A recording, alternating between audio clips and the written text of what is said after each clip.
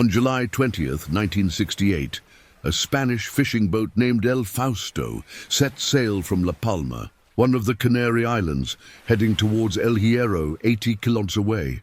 On board were 3 fishermen, brothers Ramon and Alberto Hernandez, along with their cousin Miguel Acosta. It was an ordinary trip with no unusual events, a journey they had made hundreds of times along the same route, using the same boat. The 3 men had been sailors and fishermen in the region since they were young. But this seemingly routine journey would trigger one of the largest search and rescue operations in Spain's history. It would also become one of the most famous disappearance cases in history. Welcome. Today, I'll tell you the mystery of the disappearance of the fishing boat El Fausto, the boat that didn't just get lost once, but twice. Before we begin, don't forget to subscribe and activate the notification bell so you receive alerts for new stories. Let's try to reach 1,000 likes before the next video. The boat, El Fausto, was owned by a man named Rafael Acosta, who had entrusted its operation to 4 men, brothers Ramon and Alberto Hernandez, along with their cousins Miguel and Viterbo Acosta. All 4 men were in their 40s and were highly skilled sailors who had been in the fishing industry since childhood. On July 20th, there were celebrations taking place on La Palma, so all fishing boats were docked and not in operation. Since El Fausto was relatively large, someone rented it to transport cargo to El Hierro. As the crew was accustomed to making this trip often, they accepted the job without hesitation, seeing it as a simple task that wouldn't take much time. Their mission was to transport agricultural explosives to El Hierro, but as they were preparing for the journey, their cousin Viterbo backed out. He had promised friends he would help organize local festival activities. Thus, the boat set sail with the remaining 3 men, heading 80 kilometers south to El Hierro. After a few hours, they arrived at El Hierro's port without any issues and unloaded the cargo. After finishing work, eating and resting, they began preparing the boat for their return trip. However, as they were getting ready, they heard someone calling out to them loudly from a distance, waving at them. The man was Julio Garcia, a 27-year-old irrigation equipment maintenance engineer from El Hierro, who lived with his wife and 2 children in La Palma, the same island the fishermen were returning to. Julio told the crew that he had received an urgent call from his wife saying that their 2-year-old daughter was critically ill and needed immediate medication. He had rushed to catch the ferry from El Hierro to La Palma, but unfortunately, he had missed it by just a few minutes. Desperate, Julio searched for anyone who could take him to La Palma. When El Fausto's crew heard his story, they told him they were locals of La Palma and were heading there right now, assuring him that money wasn't an issue. Julio was relieved and gladly helped them prepare the boat. Their only supplies consisted of some fruit and fresh water. Once the 4 men had finished preparations, they untied the ropes and set off for La Palma. Eyewitnesses on the dock, who later recounted the story, said there was some fog, but it wasn't dense enough to impede navigation. The crew themselves were highly experienced sailors, familiar with the area, so they saw no problems in proceeding. El Fausto departed from El Hierro at 2:30 a.m. on July 21st, and they were expected to arrive at La Palma by 10 a.m. But time passed, and no one arrived. Rafael Acosta, the boat's owner, was not initially worried about the delay. He trusted the 3 men and their sailing skills and assumed they had merely encountered a minor issue. However, as time passed, the families of the crew began to worry. They approached Rafael to ask why the boat had not yet arrived. To reassure them, Rafael told them he would send a search boat along the same route as El Fausto to find them and check if they needed assistance. Surely it was just a technical issue, and everything would be fine. A rescue boat was dispatched, but after hours of searching, it found nothing. The rescue team contacted Rafael via radio, informing him that they had searched the entire route, but found no trace of El Fausto. At that moment, Rafael began to fear that something serious had happened. Upon hearing the news, Rafael immediately contacted authorities and reported El Fausto missing at sea. The next day, Spanish authorities launched a search and rescue mission. All ships in the area received alerts to look for the missing boat, and a plane from Gran Canaria joined the search effort. Despite the clear weather conditions, days passed with no sign of El Fausto. Fear grew, as officials knew the crew had limited provisions. Time was running out, and if they didn't find them soon, the operation would shift from search and rescue to recovering bodies. Then, on July 25th, 4 days after El Fausto had left El Hierro, a British ship called Duquesa sent a message to Spanish authorities reporting that they had found a small fishing boat drifting in the Atlantic during their voyage from South America to the Netherlands. When Duquesa approached the boat, they read its name, El Fausto. The location where it was found was 190 kilometers west of La Palma, far off the expected route, explaining why search teams hadn't spotted it.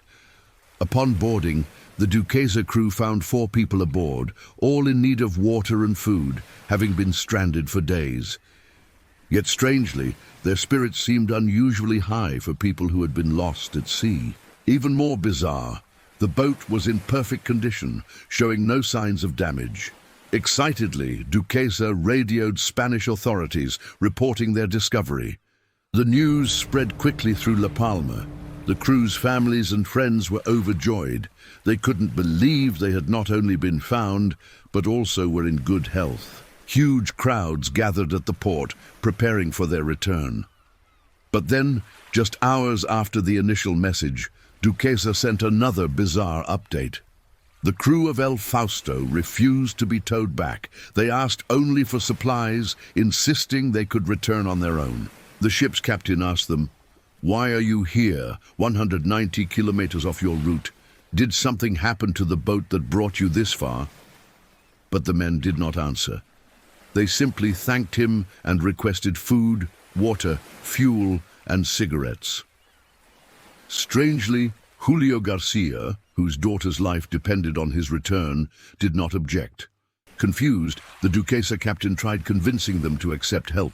These were men who had been stranded for days, facing possible death, so why refuse aid? Something was deeply off. After multiple attempts to persuade them, the Duquesa crew finally gave in. They provided 18 hours' worth of fuel, food, and cigarettes. El Fausto set off towards La Palma, and based on their current location, they were expected to arrive by 7 p.m. A massive crowd of locals gathered to welcome them back.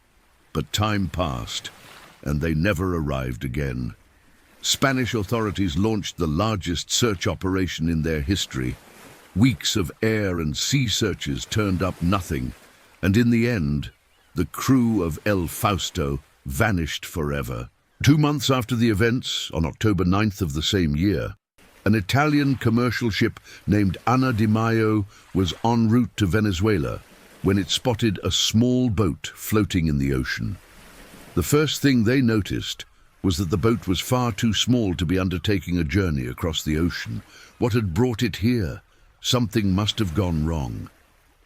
As the ship approached the boat, they found no one aboard, but they read the name written on it, El Fausto. The Anna Di Maio crew moved closer to the boat and secured it with a rope to prevent it from drifting away. 2 crew members descended onto the boat to investigate what had happened. They called out, but no one responded. Yet, the boat was in remarkably good condition. No signs of malfunction, no indications of violence. They entered the cabin, searching for the ship's log, which typically records daily events aboard the vessel. But, to their surprise, no logbook was found. The crew was baffled. How could a boat in such good condition be abandoned at sea for no apparent reason? And where was its crew? Before returning to their ship, one of them suggested checking the engine room. As soon as they opened the door, a terrible odor wafted out. Lying on the floor of the engine room was the body of a dead man, sprawled on his back. Panic gripped them at the sight, and they recoiled in horror. but one of them bravely descended once more, scanning the room for any additional bodies, finding only one corpse and one clue. A small notebook lay behind the body. Upon returning to their ship, the exploration team opened the notebook. They noticed immediately that many pages were missing. Exactly 28 pages, including a few at the beginning and a single page at the end. The first pages contained calculations and numbers, nothing significant, but the final page held a farewell message. The Ana de Mayo crew decided to hand over everything to the authorities and leave the matter in their hands. The ship's captain contacted the Spanish authorities, informing them that they had found El Fausto and would tow it to Venezuela, along with the notebook. They secured a rope to the bow, connecting it to their ship, and set off towards Venezuela. 2 days later, Spanish authorities received devastating news. While towing the boat, El Fausto suddenly capsized and sank rapidly, so fast that the ropes attached to the ship snapped apart. Before the crew of Ana de Mayo could react, the boat had completely disappeared beneath the waves.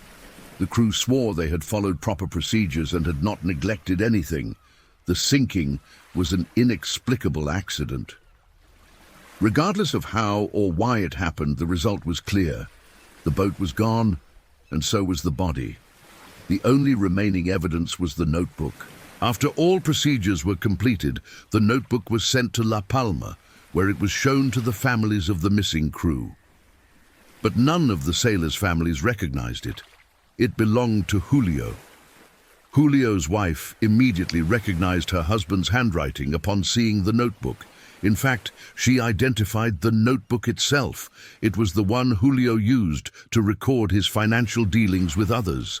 Thus, they concluded the body was Julio's. When his wife examined the notebook closely, she was able to decode the final page. It was a detailed set of instructions for his wife on what to do after his death. From the way the message was written, it was clear that he knew he was going to die soon. He described how to claim his insurance documents, how to handle his properties, and how to sell them. At the very bottom of the page, in small handwriting, he wrote, "Do not ever tell our son what happened.